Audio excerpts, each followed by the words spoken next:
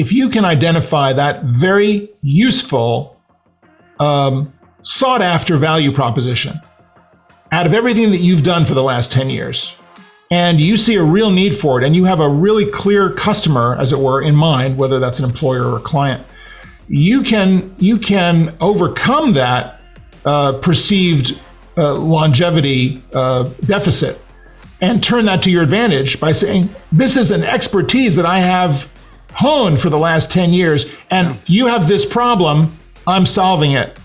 And that gets into your fractional CFO argument as well. If there are specific things that fractional CFO does, there are 5 things on that menu that he or she does, there are going to be businesses that want to hire that. Right. So be that solution. Yeah, maybe think, to shift yourself from maybe thinking yourself as a general practitioner as to a surgeon. Absolutely. It's like, I'm really great at fixing this problem, hire me for this problem, and I can help you with it. Right. And use your general knowledge and experience to fuel the specialization, because that makes you completely unbeatable. As a specialist with generalized knowledge of contiguous areas of responsibility and effectiveness, oh my God, you're bulletproof. Yeah, you can anticipate what's around the corner. Yeah, exactly. That's great. Okay, all right, so great points. Now I want to drive us. I'm going to land our plane here by talking about today.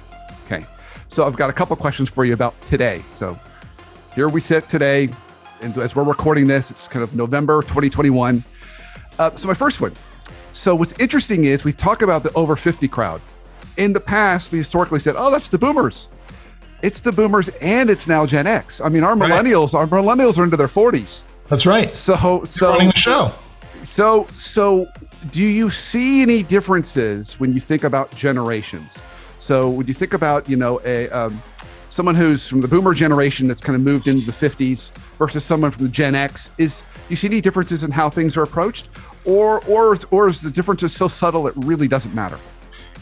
I tend to think towards the latter. I think there are differences in style rather than substance. I'm sure you've been reading about, there's a few articles recently about how millennials are now tearing their hair out at Gen X demands, and it just kind of goes to the seasonality of this, and how everything old is new again. And yeah, now that millennials are in positions of leadership and responsibility, they're having to deal with young people coming in with different ideas, just as they had different ideas coming in.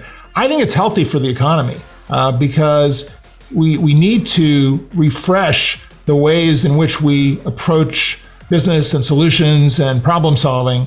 And I think there's a tremendous amount of value to listen to and incorporate and pay attention to new ideas and new styles coming in because that's the world that we're going towards. Yeah. So I want to add one thing. This is just a perspective that I've seen that I'm really passionate about.